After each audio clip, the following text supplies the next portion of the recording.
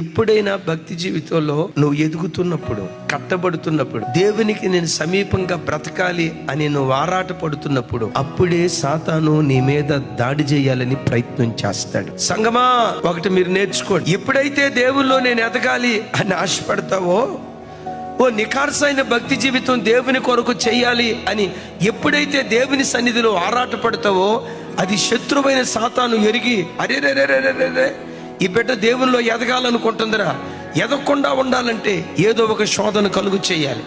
భర్త ద్వారానో, భార్య ద్వారానో, అనారోగ్యం ద్వారానో, ఆర్థిక సమస్యల ద్వారానో ఏదో ఒక సమస్య కలుగు చేస్తే ఈ బిడ్డ ప్రార్థన చేయటం మానేస్తాడని ఏదో ఒక శోధన తీసుకొచ్చి నువ్వు ఎదగకుండా ఆటంకపరుస్తాడు.